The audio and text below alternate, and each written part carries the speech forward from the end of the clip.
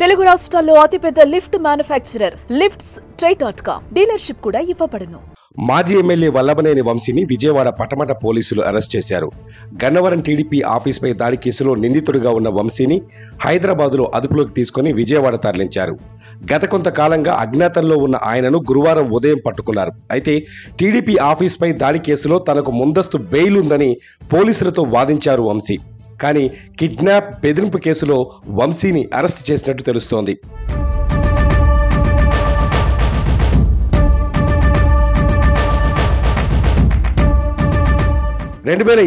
ఫిబ్రవరి 20న Gannavaram TDP కార్యాలయంపై దాడి జరిగింది. YCP అనుచరులు, వైసీపీ నాయకులు దాడి చేసి నిప్పు పెట్టారని ఆరోపణలున్నాయి. కార్యాలయంలోని ఫర్నిచర్ ను ధ్వంసం చేయడంతో పాటు పలువురు టీడీపీ నేతలను గాయపరిచి వాహనాలను తగలబెట్టారు.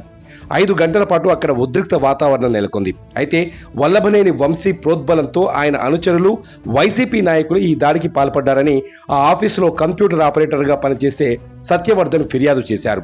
దీంతో వంశీ అనుచరులతో పాటు వల్లభనేని వంశీపై ఎఫ్ఐఆర్ నమోదు చేశారు.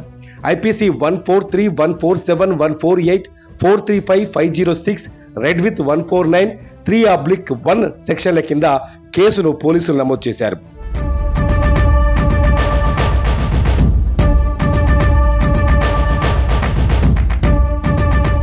అయితే ఇటీవల సత్యవర్ధన్ కేసుతో తనకు ఎలాంటి సంబంధం లేదంటూ విజయవాడలోని ఎస్సీ/ఎస్టీ కేసుల ప్రత్యేక న్యాయస్థానంలో హాజరై తనకు ఈ కేసుతో సంబంధం లేదంటూ అఫిడవిట్ సమర్పించారు. దీంతో ఈ కేసు మరో మలుపు తిరిగింది. అయితే సత్యవర్ధన్ ను వల్లభనేని వంశీ కిడ్నాప్ చేసి బెదిరించి కోర్టులో అఫిడవిట్ వేయించారనే ఆరోపణలు వచ్చాయి. ఈ నేపథ్యంలోనే వంశీని పోలీసులు అరెస్ట్ చేశారు. గన్నవరం టీడీపీ ఆఫీస్పై దాడి కేసులో 88 మందిని నిందితులుగా చేర్చారు. ఇప్పటికే 45 మంది వరకు అరెస్ట్ అయ్యారు. వంశీ సహా మరికొందరు బెయిల్ కోసం సుప్రీంకోర్టు వరకు వెళ్లగా కింది కోర్టునే ఆశ్రయించాలని సర్వోన్నత న్యాయస్థానం సూచించింది.